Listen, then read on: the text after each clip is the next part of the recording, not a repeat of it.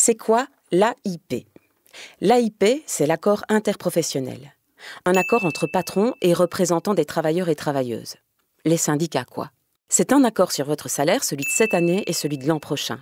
Ou plutôt, un accord sur la hausse de votre salaire en 2021 et en 2022. Parce que votre salaire, il faut l'augmenter, non? Le vôtre et celui de tous les autres travailleurs et travailleuses. Dans le secteur privé, nous sommes tous concernés. Dans le secteur public, plusieurs secteurs sont concernés. Il faut augmenter les salaires, donc les patrons le disent aussi, et ils proposent des cacahuètes, du vent.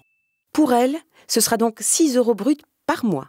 Et pour elles, ce sera donc 9 € par mois. 6 €? 9 €? Vous rigolez? Ah non, pas du tout, c'est ce qu'ils veulent. Au max, ils appellent ça la norme des 0,4.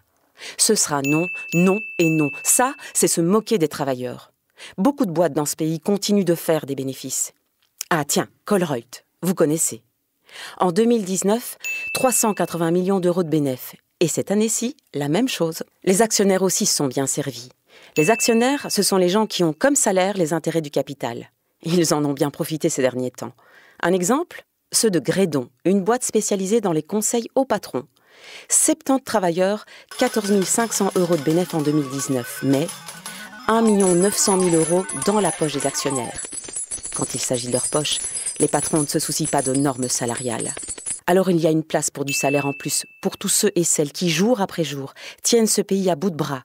Le salaire, c'est du pouvoir d'achat, c'est utile pour la relance de l'économie. Ah, et puis j'oubliais, il y a encore plein d'autres choses dans l'AIP. Les fins de carrière, la réduction du temps de travail. On ne bosse pas assez d'après les patrons, on s'arrête trop tôt.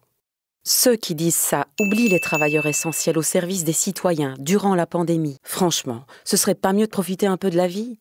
D'avoir un peu de bon temps en fin de carrière? Les syndicats ont plein de propositions là-dessus. Par exemple, réduire la semaine de travail sans perdre son salaire, partir plutôt en prépension et dans de bonnes conditions. Et ça permettrait de créer un emploi pour tous ceux et toutes celles qui n'en ont pas, en oubliant à jamais les cacahuètes.